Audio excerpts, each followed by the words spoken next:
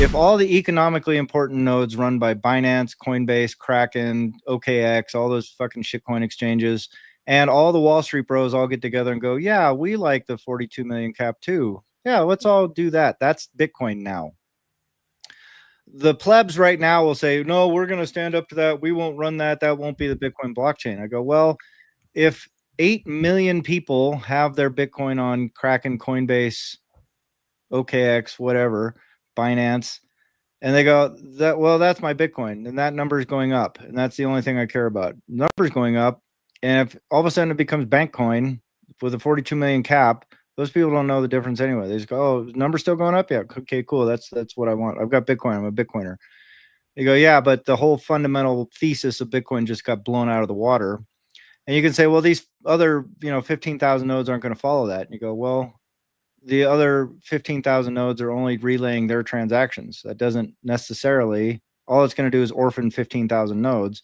And there's going to be 5,000 nodes that are pushing and if they really wanted to be clever about it, all it takes is BlackRock to come on and go, oh, well, we'll just spin up 15,000 nodes of our own. And Binance and Kraken, why don't you guys go spin up and just geographically disperse them?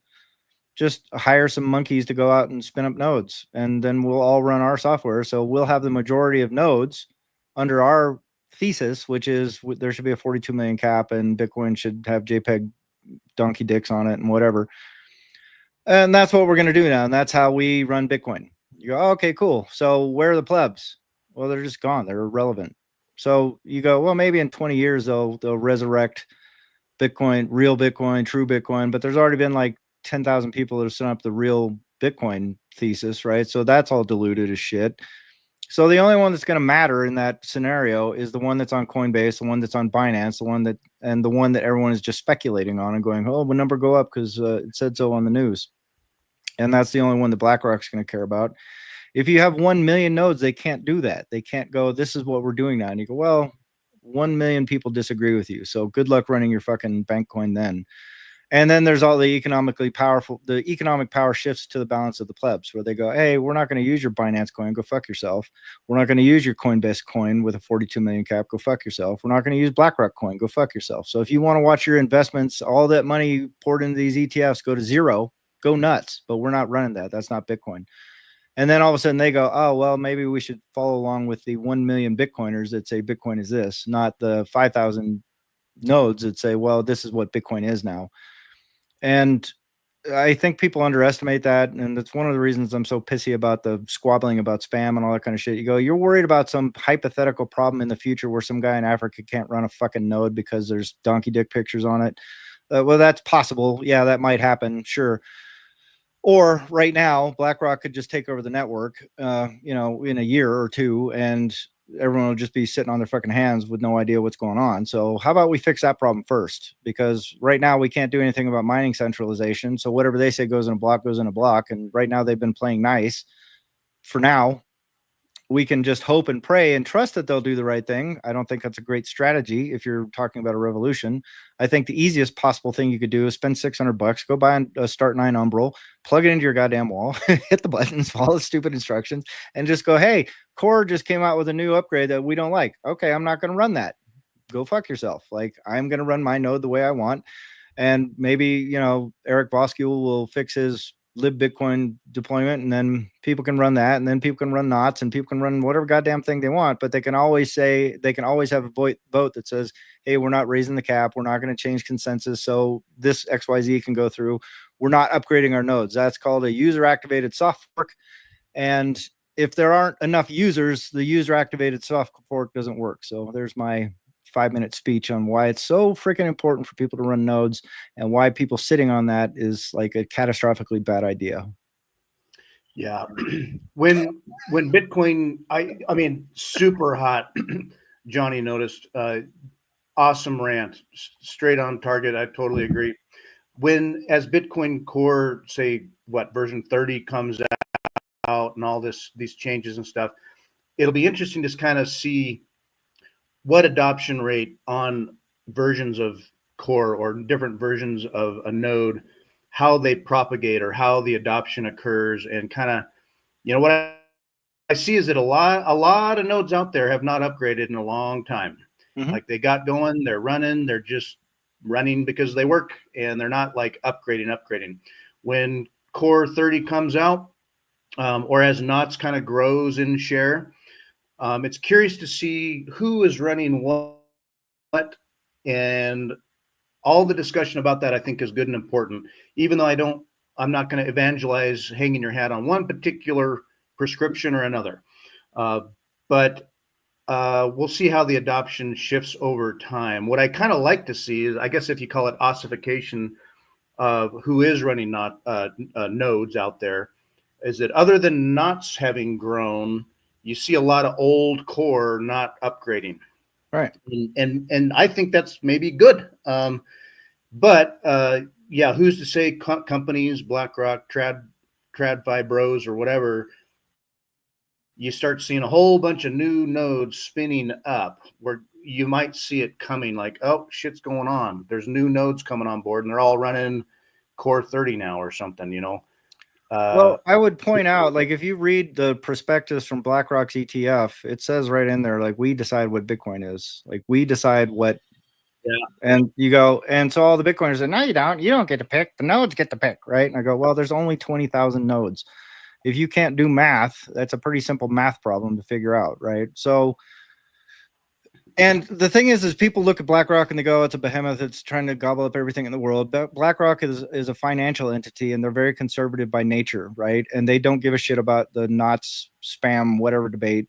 They could give a flying hoot about that. What I can almost guarantee you is if Knots gets to some certain saturation point, BlackRock is not going to go, yeah, we're against spam too, because we're ethical Bitcoiners and we care about what happens, what goes on the blockchain. They go, we don't give a shit about any of this stuff. We sold our clients a few $1 trillion worth of Bitcoin based on core. So we're going to stick with the core reference. That is Bitcoin as far as we're concerned, period. Like, you guys can Knots all you want. We run core and we decide what Bitcoin is for our clients.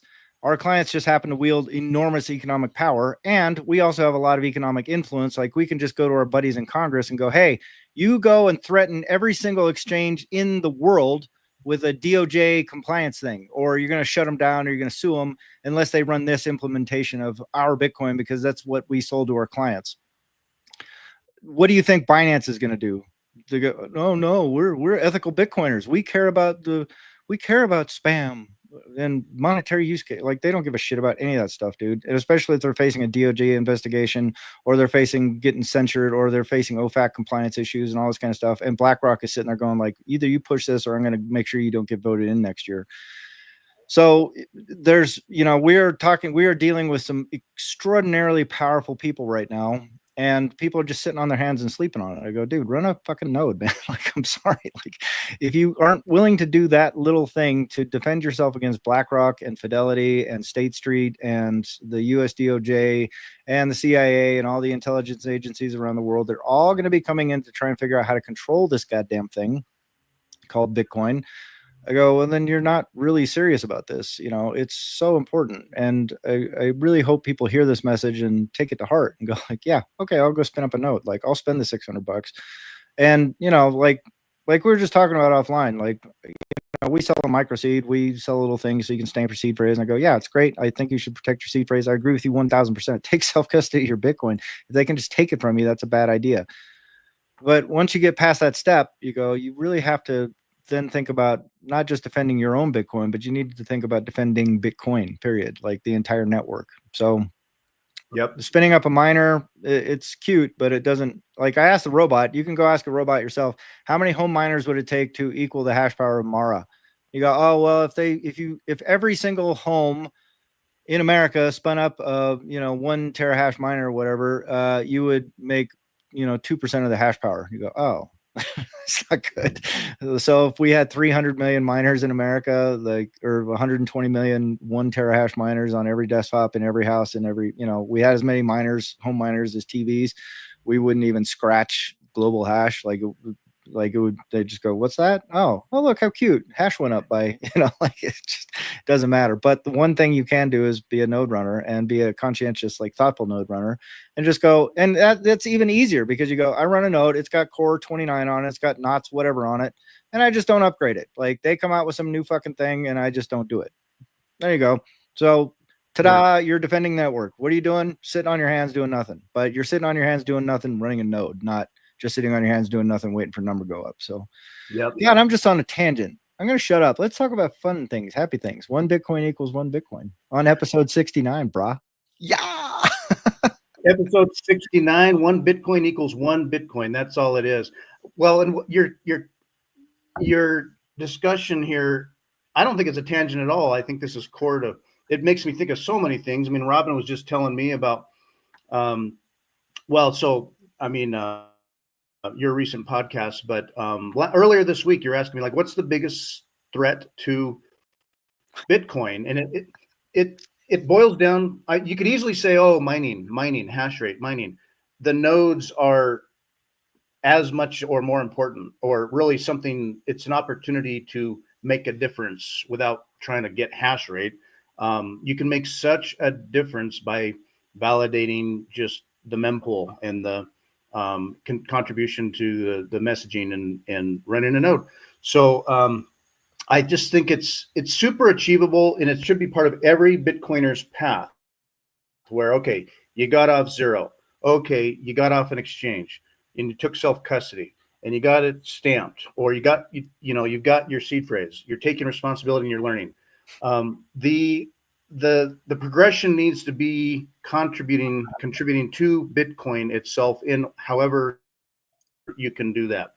Now, my hope that I had shared with Robin earlier too is that when I'm optimistic about things, I feel like as Bitcoin grows, or whether it's corporations or nation states and they get in on it, kind of like what I see with like BRICS, or whether it's Russia or China or others trying to figure out how do we get away from the dollar and do our own stuff.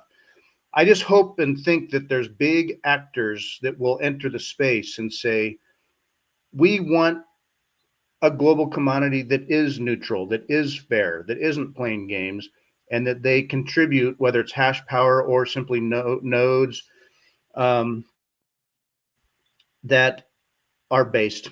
I just hope they are, and that these could be various countries or other corporations throughout the world that get in on it, but don't have a big agenda other than we want this to work and to be free. I don't know. That's my hope. This is an interesting theory because, like, if like the US, for example, has no incentive to do that, but maybe a country that has not the central bank currency or not a power of controlling the monetary thing, they might say like, hey, we want Bitcoin because at least it's not controllable. I think we are a little bit far away from that. With I don't know, we covered El Salvador last time, but there is not one country where I'm like, yeah, that's Bitcoin land. That like they use Bitcoin, they're for Bitcoin, they're trying to defend the network, they're running their node themselves. So right now, it's also maybe early because like we're just getting like 150 publicly traded companies in there. Like that's super duper small. I calculated what this is the percentage because there are almost 60,000 publicly traded companies out there, and I use that as an example because we know how many publicly traded companies out there, and we know how many of them have Bitcoin. It's 0.3% of publicly traded companies that have some Bitcoin exposure. And I'm like, yeah, we haven't even started. We haven't even got 1%. And those 0.3% also don't have a lot. Like there's Strategy that has a lot, but then there's Tesla. They have 10,000. It is a lot of Bitcoin, but it's not a lot of Bitcoin for them. Right. So then it's like, oh, when does nation states come in? Yeah, a lot later. Yeah. When do we have a nation state that actually does similar things than Strategy does for publicly traded companies? And Strategy, as far as I know, they don't. Do they run nodes? Do we have? Oh yeah, 100%. I mean, if they weren't running their own nodes, I would think they would be absolute baboons, right? Like you know. We have 50,000 Bitcoin, and we just trust it to Coinbase. Like, I don't know, maybe, but if they weren't running nodes, I'd be shocked. Yeah, but the thing I meant was like, do they run nodes to just like see for themselves, or do they actually to defend the network? Oh yeah, that's a great question. That I don't know. Like, and that's the thing is we don't know the motivations of anybody in the space, right? Yeah.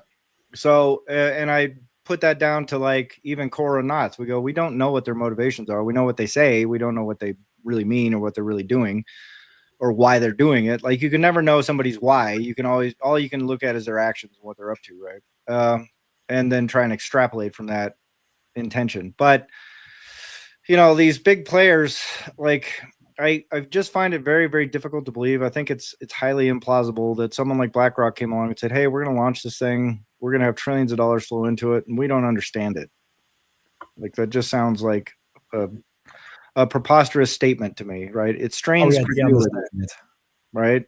So I think they understand it on a very deep level, and probably as deep, if not deeper, than the devs at Core and the devs at Knots. And I think they're at least at that level. And some wing of them, like their traders, don't fucking know or understand. They just go, "Hey, boss said we're selling this shit. Now let's go sell this shit." Right? That's all they're doing. But the people above that, they had to think about it before they're going to put a couple trillion on the line and their reputation to go, hey. And so it also strains credulity to think, well, they're just going to trust a bunch of like basement dwellers, like nasal, guys that are picking their belly button and sniffing it that are also running the code. They go, that's those are the guys we're going to trust our multi-trillion-dollar investment to. Like, nope. They've ironed out a lot of angles. What I guess I'm getting at is like, if I've thought about this stuff, me, just some dude, I certainly can't imagine they didn't think of all the things I'm thinking about, right? Like you go, is it possible that I'm just such a genius in the space that I can look at this thing and go, hey, here's some holes in the logic. And they just went, nope, we didn't even think about any of that stuff. Wow, we should call this Daniel White guy because he seems to have figured out this node thing, and we didn't even think about any of this stuff. We're just BlackRock. Like, I don't think that's plausible. I don't think that makes any sense. But what do I know? I'm just some guy in a hat with a thing behind me. And isn't their ETF relying on Coinbase? Or I see, these companies that are so big and prominent with big volumes of money moving around, and they're relying on Coinbase. Yeah, I mean, a human thumb. Like that guy has a human thumb. Like just look at him. Brian Armstrong looks like a thumb. Fuck that guy. It is interesting on X and online, the Bitcoin Twitter stuff. As the fiat price has slid downward a bit lately, and sadly, I'm all out of dry powder. I feel like some people just want number to go up. Some people are like happy to have a dip that you can buy. And it's interesting in the discussion around Bitcoin, a lot of people that I'll follow, like that I'll consider hardcore Bitcoiners, all in on Bitcoin, raw Bitcoin. And it's when number goes up, it's easy to be all pro Bitcoin, whatever. And when number goes down, you also see strong narratives that remain fiat. Right. And so even, plenty of Bitcoiners I respect, and it's like they're stuck on the number priced in dollars usually or whatever. But it's like, wait. This is when we converse about 1 BTC equals 1 BTC. For me, it's I feel both good and FOMO when the price goes up. When it goes down, I'll also feel sort of like, but also FOMO because it's an opportunity because 1 BTC equals 1 BTC. Anyway, it's interesting to see the narratives online so focused around fiat sometimes when we need to be talking about the importance of, like we said, self-custody, run a node, spend and replace, the core things, how we protect Bitcoin. Yeah, I agree. But I think there's a natural journey. Like most of people come in because of number crop technology. There's like most of people like, oh wow, yeah, there's a shiny thing that goes up to 100K. Maybe it goes to 1 million. Oh yeah, like those podcasts talk about $1 million. Then they're like, oh yeah, like let's get some. And then the whole education, the learning journey starts, and then oh yeah, those people also talk about running their own node and doing self-custody. What the heck is that? Like I've never heard about that. So I wouldn't underestimate the shiny marketing of Bitcoin number crop technology and talking about that number crop technology because it brings new people in. It's just our responsibility to make very sure that we talk about the other stuff as well. Like you shouldn't focus on only one thing. And I think we have a good setup. If you think about 2016 or 17, how many Bitcoin only channels were there? Like none. Right. There were like 2-3 people maybe talking about that.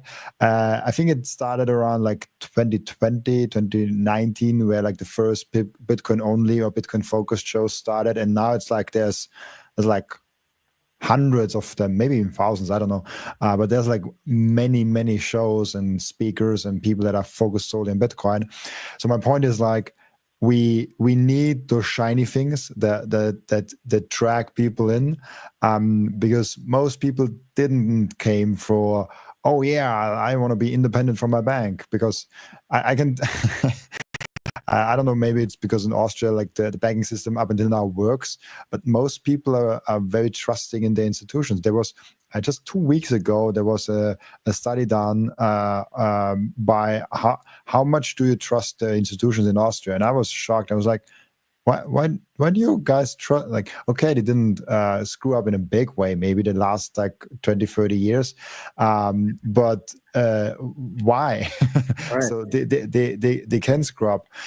And just one small note on the other thing on BlackRock. I remember really darkly, like just a little bit, that there was 2016, I think, the first starting of BlackRock investigating Bitcoin and digital assets in general. I think I heard that there was some news piece where the head of digital assets came out and said, hey, we actually already started that research phase in 2016. And this sounds like an realistic timeline, like they started the ETF 8 years later after they started the research.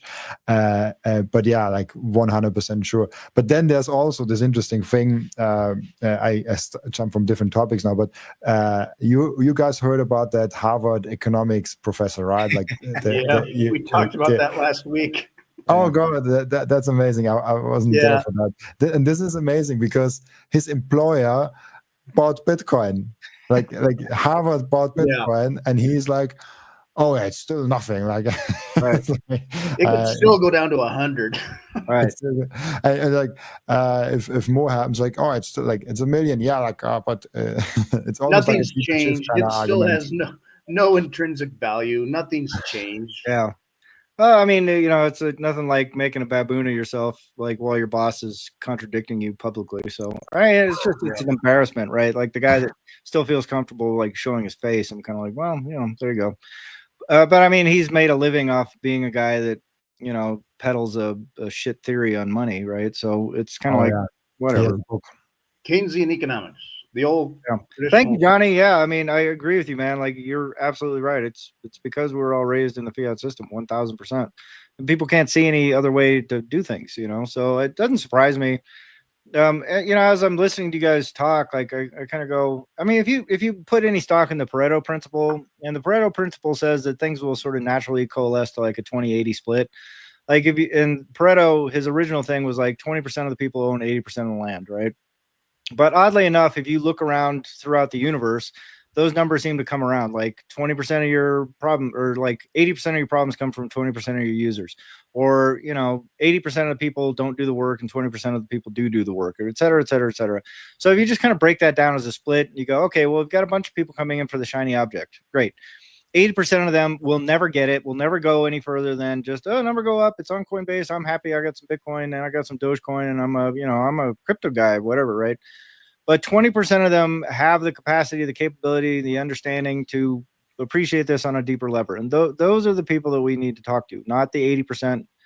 I love that the 80% are there and they're helping support the network by, driving the number up and making it an even shinier thing for people to come get attracted to.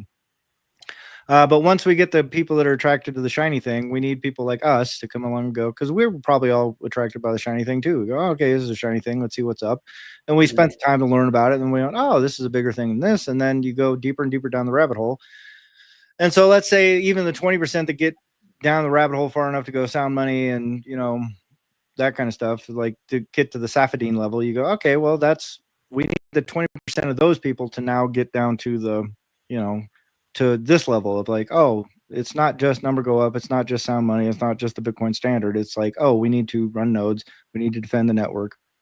And I think if we got the 20% of the shiny object people down to the 20% of the people that get into sound money, we would have 1 million nodes like right now. You know what I'm saying? So I think it's just a messaging problem at this point. But yeah, but like if you're battling the fiat system and people grew up in a fiat system and things like that, and you've got like the Harvard economics guy who's like, that's a trustworthy person, right? Like you go, oh, but people always look for expertise. And so he's an expert, quote unquote. So of course people default to what the experts say.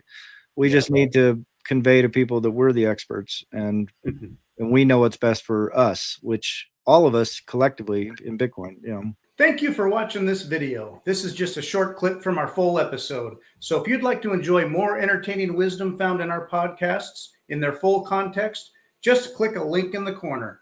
We are always sharing our big ideas on Bitcoin Liberty Live.